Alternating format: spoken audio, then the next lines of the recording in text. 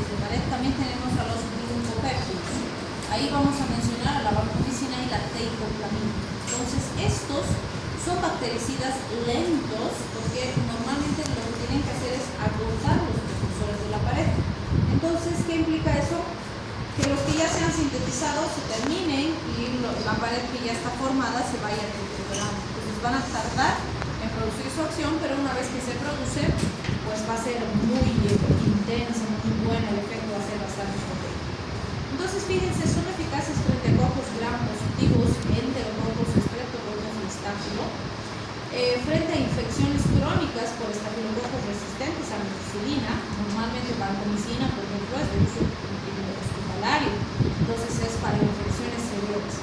También son eficaces frente a Listeria monocitógenes, suelen ser susceptibles a Actinomyces y Clostridium, que suelen ser bastante resistentes a otros fármacos, y los neumococos resistentes, Corynebacterium haekeum, infecciones severas en pacientes alérgicos a penicilinas responden bastante bien. La absorción intestinal es escasa. Recuerden que dijimos, ¿no? Su biodisponibilidad de la vancomicina por vía oral era de 0, ¿sí? Así que normalmente se usa por vía parenteral, no se suele usar por vía oral, así que la biodisponibilidad oral es irrelevante. Pero sí existe un caso en el que se usa por vía oral, que es en pacientes con Clostridium difficile, con colitis membranosas, donde les hemos dado metronidazol, no están evolucionando favorablemente, entonces se les puede dar vancomicina oral. En ese caso no me interesa que se absorba, me interesa que la vancomicina actúe en la luz intestinal, así que su biodisponibilidad de 0 sigue siendo irrelevante, ¿sí? Que es la única situación en la que se usa vancomicina oral cuando ha fracasado todo lo demás que ya podríamos usar. La distribución es amplia, con bajo ingreso al sistema nervioso central, la excreción es hasta del 90% por filtración glomerular, así que sí hay que vigilar la función renal del paciente.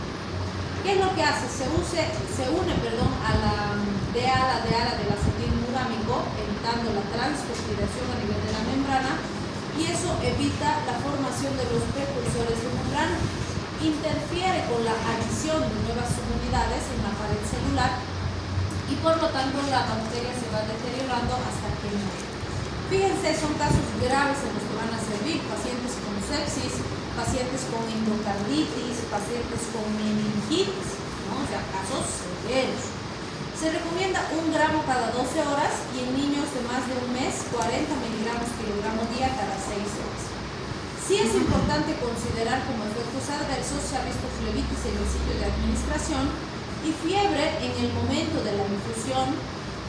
Sí son ototóxicos, entonces, por ejemplo, los aminoglucósidos que vamos a ver después también tienen ototoxicidad y nefrotoxicidad como sus efectos adversos. Y como puedo mezclar vancomicina con aminoglucósidos, si los asocio se sinergiza también el efecto adverso. Entonces hay que vigilar con más cuidado la ototoxicidad y la nefrotoxicidad. También se ha visto con vancomicina una liberación masiva de histamina como efecto adverso importante que nos produce el síndrome del hombro rojo o el síndrome del cuello rojo, ¿sí? Que por esa liberación masiva de histamina el cuello del paciente se pone colorado, así todo el cuello y va incluso hasta el hombro, ¿no? Entonces, si se presenta eso, se puede controlar con antihistamínicos, pero es secundario a esa liberación masiva que se produce por la vancomicina, ¿sí? Bien, hasta ahí habríamos terminado lo que son los inhibidores de síntesis de pared y vamos a iniciar con los inhibidores de síntesis de proteínas. Entonces aquí vamos a ver a las tetraciclinas. Bueno, en inhibidores de síntesis proteica vamos a hablar de los que actúan en la subunidad 30S y los que actúan en la subunidad 50S. Los que actúan en subunidad 30S, como las tetraciclinas, van a evitar la transferencia del ARN mensajero, que es importante para la síntesis proteica de la bacteria. Entonces, ¿en qué caso se ha usado tetraciclinas? Enfermedades de transmisión sexual, y ahí tenemos un montón, ¿no? Uretritis, endocervicitis, las EPIs, las infecciones rectales asociadas a clamidia, los linfogranulomas venéreos, la citacosis, tracomas, las conjuntivitis e inclusión, las pneumonitis terroir, las epididimitis chancroides, los granulomas inguinales, los micoplasmas pneumoniae responden muy bien. Asociada a la tetraciclina aminoglucósidos se ha usado en brucelosis, rickettsiasis, tularemias y incluso en cólera. También actualmente diríamos que una de las aplicaciones más comunes de tetraciclinas es el tratamiento del acné, ¿no? Se le hace un curso de 10-14 días con tetraciclinas para erradicar la bacteria que normalmente se asocia a la formación de pústulas en el pacientito, y luego se inicia con la isotretinoína para atrofiar los folículos y que se vaya controlando mejor el acné, ¿sí? Se usa bastante. También se usa en los esquemas de erradicación del Helicobacter pylori. Recuerden, cuando han visto esto y han revisado los esquemas, hay esquemas que introducen tetraciclinas. Obviamente la eficacia de erradicación varía dependiendo de qué asocio. Algo muy importante con las tetraciclinas es que se debe evitar en el embarazo y en los menores de 8 años, aunque algunos autores dicen no es menores de 8 años, tiene que ser menores de 18 años, porque mientras el paciente siga creciendo, siga en desarrollo, el riesgo sigue existiendo, ¿sí? Entonces es muy importante considerar eso. ¿Por qué? Cuando salieron las tetraciclinas por primera vez al mercado, salieron con la consigna de que eran muy seguras durante la gestación y durante la infancia y que no había contraindicaciones al respecto.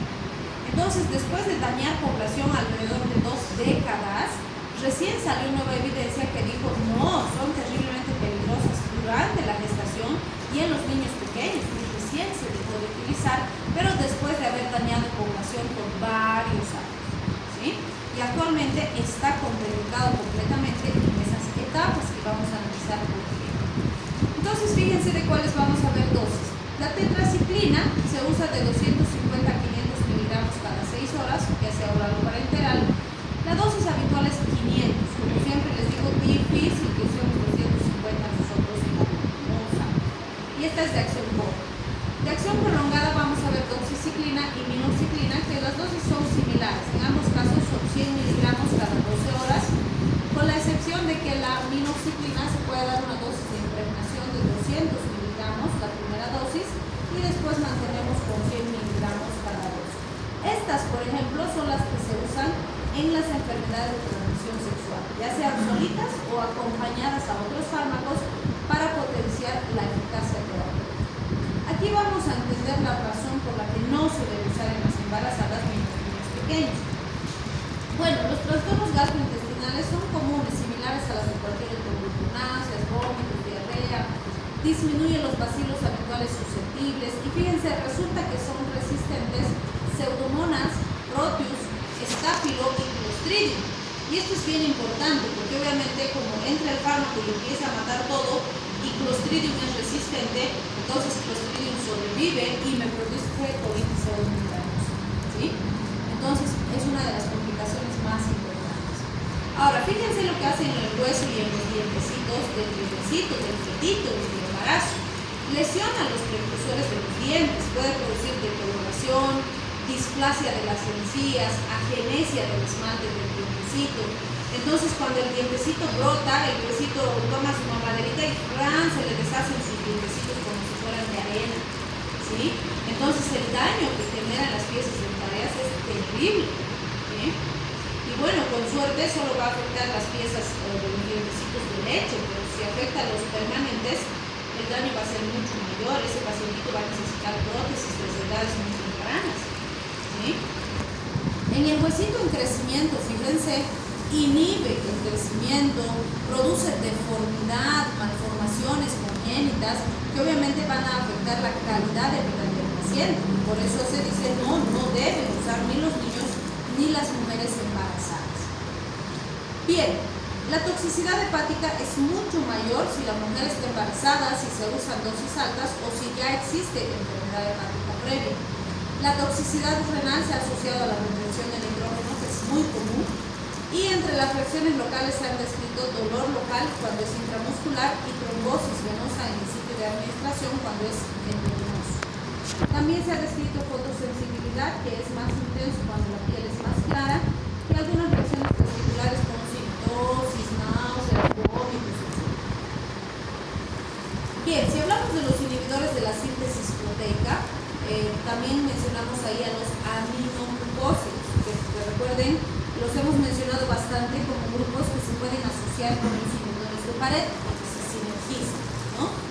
Entonces, ¿cuáles vamos a mencionar aquí? La gentamicina, la amicacina, aunque no se olviden que hay fármacos antituberculosos que pertenecen a este grupo, pero lo vamos a ver cuando veamos los antituberculosos.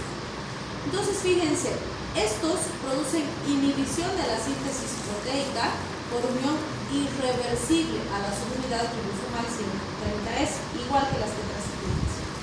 Ingresan al citoplasma por mecanismos activos dependientes de oxígeno acumulados en bombas de protones, y esto es importante porque en situaciones de anaerobiosis la entrada pues puede ser deficiente y hacer que fracase el tratamiento. ¿Para qué me sirven los aminoglucósidos? Aerobios gram negativos es una de sus principales coberturas, así que son útiles en pacientes neutropénicos con infecciones asociadas a gram negativos. Junto con las penicilinas u otros inhibidores de pared son eficaces en infecciones graves como hepatitis asociadas a estáfilo, enterococo, estrepto. Se puede combinar también en infecciones severas asociadas a gram negativos. Y fíjense, de forma tópica diríamos que la gentamicina es una de las que más se usa. Hay gentamicina oftálmica, por ejemplo, en gotitas. Hay gentamicina en ungüentos que se suele asociar a antimicóticos, a corticoides, por ejemplo, para quemaduras, para lesiones de piel y demás. Entonces, todo lo que es quemaduras, heridas, lesiones del saco conjuntival va muy bien con aminoglucósidos. Bien, fíjense las dosis. En el caso de la gentamicina se da 2 miligramos por kilogramo intravenoso o intramuscular a un nivel adulto para dosis inicial. Para mantenimiento, 1 miligramo por kilogramo cada 8 horas. Pero aquí fíjense algo bien importante. Puedo darle 1 miligramo por kilogramo cada 8 o puedo darle 3 miligramos por kilogramo una sola vez al día. Estos son fármacos con concentración dependientes. Lo que han demostrado los estudios es que si le doy en una sola dosis la totalidad del día, que serían los 3 miligramos por kilo, tengo la misma eficacia terapéutica que si le doy 1 miligramo cada 8. ¿Sí? Pero con más dosis al día tengo más efectos adversos que con una sola dosis diaria. ¿Sí? Entonces dice, bueno, podríamos usar megadosis en una sola administración diaria. En los niños, igual 5 miligramos por kilogramo día cada 12 o 7.5 miligramos kilogramo día cada 8. También puedo usar megadosis, pero ojo, muy importante, los aminoglucósidos van a ver que siempre que usen llamen de aminoglucósidos son dos los efectos adversos que no se les puede pasar por alto: ototoxicidad y nefrotoxicidad. Eso siempre tienen que tomar en cuenta en aminoglucósidos. Y resulta que en los niños la ototoxicidad es más frecuente, aparece más rápido que en el adulto. Entonces yo siempre les digo, la nefrotoxicidad me puedo dar cuenta fácil porque le hago un perfil renal y ya sé si está funcionando bien o no el riñón. Pero la ototoxicidad, ¿cómo me doy cuenta? ¿Qué hago? ¿Qué hacemos?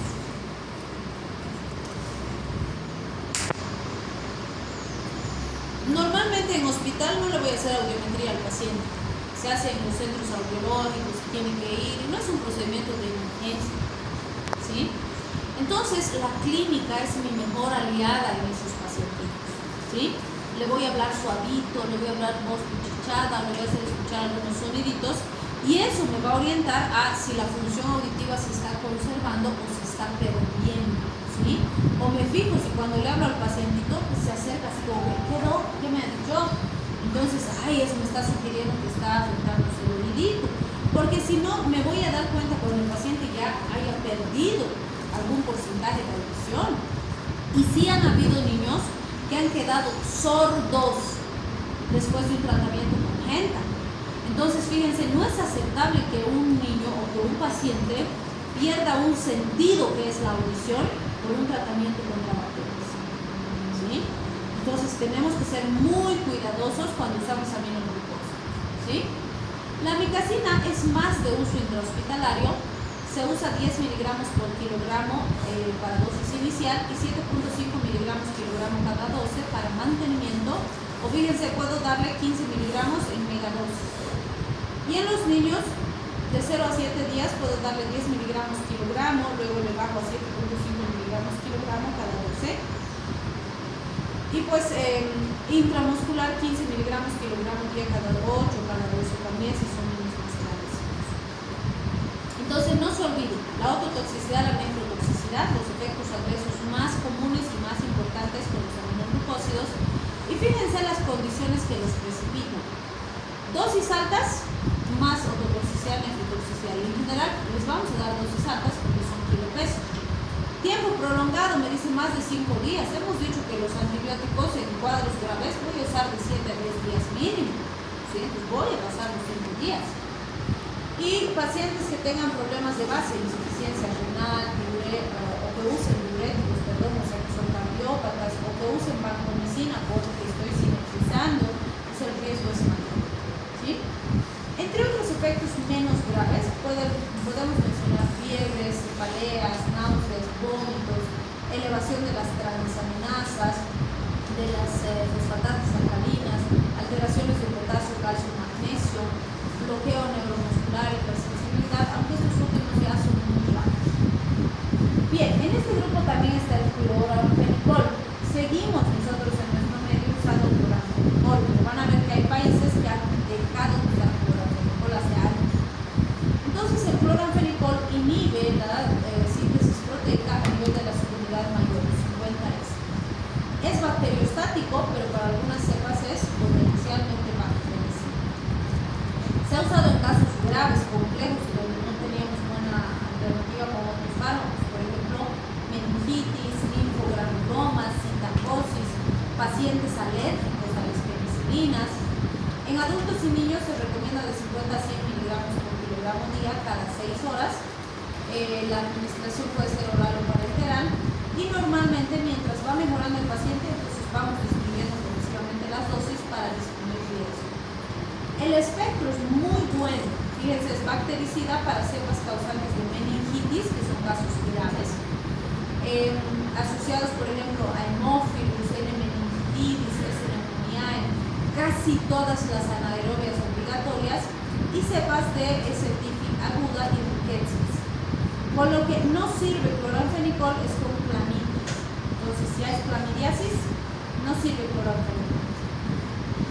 ¿Qué efectos adversos se pueden producir? Los trastornos gastrointestinales como náuseas, vómitos, diarreas, estralgias son bien tolerados. El problema son estos, los trastornos a nivel de la médula ósea. Porque por un lado puede haber anemias que son reversibles y fíjense, pueden aparecer a las dosis usuales y más o menos cuando uso de 1 a 2 semanas. Y de 1 a 2 semanas estamos hablando de 7 a 14 días, o sea, súper común que usemos 7 a 14 días.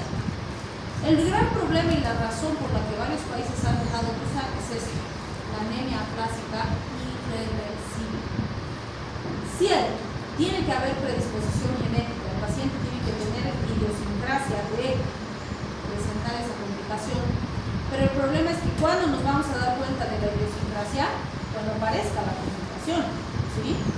Y estas anemias aplásicas no han tenido relación con el tiempo de uso, con las dosis, con nada. Podría ser que el paciente estaba usando dosis bajitas en su tercer día de tratamiento y ¡pum! Anemia plástica, ¿sí? Entonces muchos países han dicho no es aceptable que un paciente acabe muriéndose por una anemia plástica, porque si aparece no se puede revertir, ¿sí? Por hacer un tratamiento antibacterial. Nos han dicho dejamos de usar cloranfenicol y han retirado de su mercado inclusive, ¿sí? En países como el nuestro sigue habiendo, el uso sistémico no se realiza con frecuencia, pero tópico, por ejemplo, el cloranfenicol oftálmico es una maravilla de fármaco, con mínimo efecto sistémico, porque es tópico, ¿sí? Entonces sigue siendo bastante seguro, bastante útil, pero hay que tener mucho cuidado si vamos a usar. Bien, entre otras alteraciones se ha visto efectos en el recién nacido, ¿sí? Se ha visto más hepatotoxicidad, se ha descrito el síndrome del niño gris que se asocia a vómitos, flacidez, hipotermia, shock y colapso, y se llama síndrome del niño gris porque a todo esto le acompaña una pérdida los pediatras dicen es como si se fuera apagando el niño, se pone cada día más oscurito, hasta que finalmente fallece. Por suerte es súper raro, pero hay que tenerlo en cuenta. Va a competir con las P450 con cualquier fármaco que las use, y fíjense, la fenitoína, warfarina, clorpropamida, tolbutamida son fármacos que tienen interacción negativa, entonces no se debe asociar a estos fármacos. Bien, cuando hablamos de los inhibidores de síntesis proteica, no podemos dejar de hablar de los macrólidos. Ahí está el grupo de la eritromicina. Entonces, fíjense, estos inhiben la síntesis proteica uniéndose de forma reversible a la subunidad 50S. ¿Qué nos cubren? Micoplasma pneumoniae, legionelas, infecciones por estreptococo beta hemolítico del grupo A y S pneumoniae. ¿Han escuchado ese caso de los niñitos que se han muerto? ¿Qué bacteria era? Estrepto, ¿sí? Y súper común. ¿Y normalmente se muere la gente por estrepto? No, siempre nos ha producido cuadros de faringoamigdalitis, las famosas escarlatinas, que es una de sus complicaciones un poquito más fuertecitas, se manejan como macrólidos y el paciente va súper bien, ¿sí? Entonces, muy probable que para que esas bobitas lleguen a fallecer por una bacteria de ese tipo, han debido tener algo más como patología de base, ¿sí? Han debido estar desnutriditos, han debido tener otras infecciones de base, algo más han tenido que tener, porque no es una evolución natural, ¿sí? Porque el estrepto es antiguísimo, más que nosotros, siempre ha estado ahí, ¿sí? Y la gente no se muere. Entonces es muy importante también eso. Bien, fíjense, neumonías adquiridas en la comunidad de inmunocompetentes, excelente alternativa a macrólidos. Infecciones por clamidias como alternativas a las tetraciclinas en mujeres embarazadas. En anaerobios como los actinomyces, claritromicina es excelente alternativa y es un grupo excelente en pacientes alérgicos a las penicilinas porque no hay reacción cruzada, son grupos químicamente diferentes, ¿sí? Entonces los macrólidos es un grupo espectacular, pero le hemos hecho mucho daño en la pandemia porque hemos usado como tostado la acitromicina, que es de este grupo, ¿sí? Entonces, los niveles de resistencia actuales de macrólidos son asustadores. Fíjense quiénes están aquí: eritro, claritro, acitro. Son los que vamos a ver sus dosis porque se usan mucho. Eritro, que es el prototipo, se usa de 250 a 1 gramo cada 6 horas. No damos 250 nosotros en el adulto, damos 500 o damos 1 gramo, ¿sí? La desventaja es que como se usa cada 6 horas es un intervalo difícil de cumplir. Entonces, no sirve que digan, ay, es que no va a cumplir cada 6, que tome nomás cada 8 la eritro. No, si quieren darle cada 8, no arruinen la eritromicina, por favor, busquen otro fármaco que sí se tome cada 8, ¿sí? Intravenoso 1 gramo cada 6, en niños 40 miligramos kilogramo día cada 6. Claritro ya saben de memoria porque han hecho su erradicación del licobacter, ¿no es cierto? 500 miligramos cada 12 horas, ya sea oral o intravenoso. Muy importante con claritro, se mantiene el espectro de la eritromicina, pero se mejora la eficacia terapéutica, ¿sí? Nunca se debe dar claritro en bolo, nunca intramuscular y nunca en menos de 60 minutos cuando le pasamos intravenoso. Siempre lentito en infusión continua. Niños de 15 a 30 miligramos kilogramo día cada 12 horas. Y aquí está nuestra querida acitromicina. ¿Por qué se ha dado en COVID? Porque se creía que tenía algún tipo de potencia antiviral, que hoy en día sabemos que no es cierto, no hay mejoría con acitromicina en el paciente con COVID, por lo tanto ya se ha descartado que sirva como antiviral, así que se recomienda usar solo acitromicina en paciente con COVID cuando hay evidencia de una sobreinfección bacteriana, si no, no den, por favor, ¿sí? La acitromicina es súper útil y súper cómoda, es de amplio espectro y no deberíamos usar como fármaco de primera línea porque la estamos perdiendo, ¿sí? En pacientes diabéticos, por ejemplo, muy útil. Neumonías asociando a penicilinas, súper útil, pero hay que cuidarla. Tenemos gente que le pica la garganta y va y se compra acitromicina y se toma una y la vamos a perder, ¿sí? Ya le hemos hecho harto daño en la pandemia, hay que cuidarla. ¿Y por qué es tan maravillosa? Porque la dosis habitual, el esquema habitual es 500 miligramos una sola vez al día por 3 días. Y ya está, o sea, ese es todo el esquema, una belleza para cumplir, ¿sí? En casos graves se puede ampliar a 5 días. Acitro no se debe dar más de 5 días, ¿sí? La toxicidad es muy alta. En casos graves, 1 gramo. Y fíjense, en pandemia les hemos dado 1 gramo a todos en 5 días directos. Una barbaridad. ¿Sí? Entonces hay que cuidarlas. En los chiquis, 10 miligramitos kilogramo día 5 días, pero no más que eso. ¿Sí? Y bueno, no se olviden que los macrólidos, aparte de ser excelentes antimicrobianos, sí se conoce como inmunomoduladores. Por eso es que van a ver que algunos dermatólogos, cuando hay, por ejemplo, litiasis rosada, que no es bacteria, no es virus, no es bicho, no es reacción inmunológica, les dan un ciclo corto de acitromicina para mejorar la respuesta del sistema inmune por el efecto inmunomodulador. ¿Sí? También son buenos prokinéticos, mejoran el tránsito gastrointestinal. No usamos con ese objetivo porque los cuidamos como antibacterianos, pero sí puede ser que el pacientito que está tomando macrólidos sienta que su tránsito gastrointestinal ha aumentado, que está yendo más veces al baño a hacer popó y a veces se asusta. Entonces hay que decir es normal, es por el macrólido. ¿Sí? Bien, ¿qué efectos adversos tenemos? Pueden haber trastornos gastrointestinales con náuseas, vómitos, diarrea, anorexia, pero son raros. Puede haber hepatotoxicidad, se ha visto que se acumula el estolato y eso puede producir hepatitis colestásicas agudas, entonces sí son hepatotóxicos, no hay que asociar alcohol, no hay que asociar a otros fármacos hepatotóxicos. En casos raros, fiebre, eosinofilia, exantema se ha descrito. Tienen interacciones farmacológicas con todos los que usen las P450 y hay que tener mucho cuidado con asociar con warfarina, teofilina, metilprednisolona y digoxina porque se potencia la toxicidad. ¿Sí? Bien, dentro de este grupo tenemos también las lincosaminas, la más importante es clindamicina. ¿Sí? Y siempre les digo, sus docentes de infecto los van a amar cuando digan, ¿con qué cubro anaerobios? Y ustedes, metronidazol, ¿con qué más? Clindamicina. Son los que no se tienen que olvidar que son excelentes frente a anaerobios. ¿Sí? Metronidazol, clindamicina son súper útiles frente a anaerobios. Clindamicina usamos más en hospital, porque es para integrar. ¿Sí? Entonces, inhibe la síntesis proteica en la subunidad 50S. Fíjense, facilita la ozonización, fagocitosis y destrucción de bacterias intracelulares. Es bactericida para algunos como Staphylococcus, algunas cepas de bacterioides inclusive, entonces es muy potente. Es útil frente a cocos gram positivos aerobios, con excepción de ese Aurus meticilino resistente y Enterococcus. La mayoría de gram positivos y gram negativos anaerobios responden muy bien. Ahí tenemos Streptococcus, Peptostreptococcus, Propionibacterium, Clostridium perfringens, Fusobacterium y demás. Y es por eso que se suele usar asociada en infecciones abdominales ginecológicas que suelen ser súper resistentes, tener floras muy duras que necesitan asociación de fármacos. ¿Sí?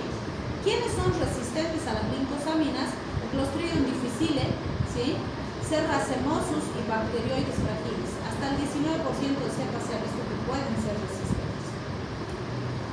Bien, Clinda se puede usar por vía oral de 150 a 450 miligramos cada 6 horas, parenteral de 150 a 900 miligramos cada 8 y en niños de 10 a 30 miligramos kilogramo día cada 8 a 6 horas. Sí existe la presentación oral, pero en nuestro medio no usamos porque no llega a esa presentación. Pues lo que más usamos son esto que viene de 600 miligramos en 4 ml, vale decir, le damos parenteral. Por eso usamos más en hospital. ¿Sí? Como efectos adversos se ha visto diarrea, náuseas, vómitos, exantema, trastornos hepáticos, enterocolitis grave. O sea, no se olviden, Clostridium difficile es resistente. Entonces voy a matar al resto de las bacterias, Clostridium es resistente y los va a aprovechar y va a proliferar. ¿Sí? Así que colitis pseudomembranosa de sus principales complicaciones. Bien, tenemos los inhibidores de síntesis de ácidos nucleicos, como el otro grupo que vamos a revisar. Aquí vamos a hablar de estos dos grupos juntos, porque cada grupo tiene características muy parecidas, entonces además es normal que los usemos juntos, difícilmente los usamos separados. Entonces fíjense, tenemos las diaminopirimidinas y las sulfonamidas. Vamos a hablar de trimetoprim de las diaminopirimidinas y sulfametoxazol de las sulfonamidas. La asociación de trimetoprim-sulfametoxazol se conoce como cotrimoxazol y es muy utilizada. ¿Sí? ¿Qué es lo que hacen? El sulfametoxazol inhibe la dihidroteroato sintetasa que incorpora el p-aminobenzoato dentro del ácido hidrofólico que es precursor del folato. Y el trimethoprim inhibe competitivamente la dihidrofolato reductasa bacteriana. Entonces fíjense, las sulfas actúan aquí, ¿no?, en la dihidroteroato sintetasa, y las diaminopirimidinas actúan aquí, en la dihidrofolato reductasa. Vale decir, son dos enzimas de dos pasos sucesivos de una vía metabólica, que justamente es la vía metabólica de síntesis de ácidos nucleicos de la bacteria, ¿sí? Si se acuerdan bioquímica, decíamos, necesito formar purinas y pirimidinas para sintetizar mis ácidos nucleicos. Si no formo mis purinas, no puedo formar material genético y no puedo tener células hijas, ¿sí? Entonces, eso es lo que hacen estas, evitan que sinteticen ácido nucleico y entonces la bacteria no puede tener hijas, ¿sí? Bien, son útiles, fíjense, frente a gram positivos, gram negativos, varias cepas, infecciones geniturinarias altas y bajas, también producidas por varias cepas, enfermedades de transmisión sexual como las que ya hemos mencionado, enfermedades gastrointestinales y enfermedades respiratorias. Básicamente me cubren todos los focos, ¿sí? Digestivo, genitourinario, respiratorio, genital, ¿sí? Por eso es que tienen un espectro sumamente bueno. Y fíjense en el tracto respiratorio, estamos hablando incluso de neumonías por Pneumocystis jirovecii, nocardias y asteroides. Estos microorganismos son característicos de infectar a quienes. Por ejemplo, ¿a ustedes será que les pueden producir neumonía estos microorganismos? ¿Será? No, porque son oportunistas. ¿A quién infectan? A pacientes inmunocomprometidos. Recuerden que Pneumocystis jirovecii es el principal agente causal de neumonía en pacientes VIH positivos. Y usamos sulfas con diaminopirimidinas, ¿sí? Con trimoxazoles de primera línea. Entonces, fíjense, normalmente cuando hablamos de cotrimoxazol tenemos esta tablita que nos dice: tengo el cotrimoxazol normal y el cotrimoxazol forte. El normal viene de 80 a 400, 80 de trimethoprim, 400 de sulfamethoxazol. El forte viene 160 a 800, que si se dan cuenta es el doble, ¿no? Y en jarabe también tengo el cotrimoxazol normal y el cotrimoxazol forte. Y van a ver que, por ejemplo, el Bacticel es cotrimoxazol de Pagón, el Bacterol es cotrimoxazol de Terbol, es lo mismo, ¿sí? ¿Por qué nos interesa esto? Porque puedo darle al paciente, dependiendo de lo que tiene, fíjense, entre 80 y 400 hasta 160, 800, cada 6, cada 8, cada 12, ¿sí? Dependiendo del cuadro que tiene. En las infecciones del sistema genitourinario se suele usar de 160 a 800, o sea, el forte, cada 12, y va súper bien. En infecciones gastrointestinales, Shigella, salmonella, igual, 160 a 800 cada 12, en casos graves cada 8. En tracto respiratorio, la dosis bajita, 80 a 400, puedo darle cada 6, cada 8, cada 12, dependiendo de la complejidad del cuadro, y va muy bien. Y en Pneumocystis jirovecii, nocardias y asteroides, estamos hablando de inmunodeprimidos, fíjense la dosis fuerte, pero cada 6 horas. La dosis mayor, el intervalo menor, ¿sí? Por la inmunodepresión del paciente. Y para el paciente pediátrico le voy a dar 8,40 kilogramos día vía oral cada 12 horas, es decir, 8 si le doy trimethoprim, 40 si le doy sulfamethoxazol. Como es combinado, no necesito calcular para los dos, solo uso uno para calcular. Lo que no me tengo que olvidar es cuál calculo, ¿sí? O con cuál calculo. Entonces no se olviden, este es para el trimethoprim. Entonces si uso, digamos, este jarabe, voy a usar con el 80 para hacer mi cálculo. Si uso 40 es el sulfamethoxazol. Entonces en este mismo jarabe voy a calcular con este. Entonces, ¿cómo sería mi cálculo? Si mi Juanito pesa 20 kilos, por la dosis kilo peso, que sería 8, por los ml de solución, que serían 5 ml, todo dividido entre 80. ¿Cuánto me sale? 10 ml, ¿tú ves? A ver, calcule.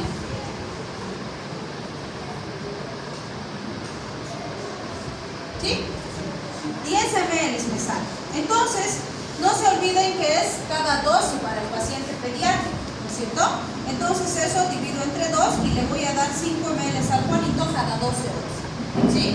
Si quiero calcular con el sulfametoxazol, ¿qué va a ser la diferencia? Aquí va a ser 40, 20 por 40 por 5, dividido entre 400. ¿Me va a salir igual 10? Lo voy a dividir en 2, igual me sale 5. Es lo mismo. Entonces, lo único que no me tengo que confundir es con cuál divido cuál. Porque si calculo con este y divido entre 400, me va a salir cualquier solución. ¿Sí? Entonces, muy importante, aplicamos lo que ya sabemos y así vamos a dar. En niños me sirve muy bien para infecciones de vía respiratoria, para infecciones gastrointestinales, para infeccioncitas urinarias. Es un fármaco muy fuerte, ¿sí? Pero tengo que vigilar. Lo habitual son 7 a 10 días. No se debe usar en menores de 2 años por el riesgo de toxicidad. Ahí están sus reacciones adversas. Fíjense que puede producir fiebre, exantema, urticaria, dermatitis, fotosensibilidad. Síndrome Steven Johnson era súper raro con sulfas, pero estos últimos años hemos tenido mayor incidencia, pues hay más casos, ¿sí? Hay que tener cuidado, vigilar. Puede haber náuseas, vómitos, diarreas, estomatitis, sin trastornos hematopoyéticos, sobre todo en pacientes inmunodeprimidos, porque en ellos vamos a usar más tiempo para tratamiento y después para profilaxis. Entonces hay que vigilar la parte hemática. Trastornos renales con cristaluria, hematuria, obstrucciones en casos muy particulares, cuidado si el paciente ya tiene lesión renal. Y el kernicterus en los recién nacidos no debería presentarse porque hemos dicho que no se debe usar en menores de 2 años. Entonces, mejor no usar. ¿Sí? Vamos a quitar ahí. Nos falta solo este. Ya casi acabamos, quería acabar, pero no hacía.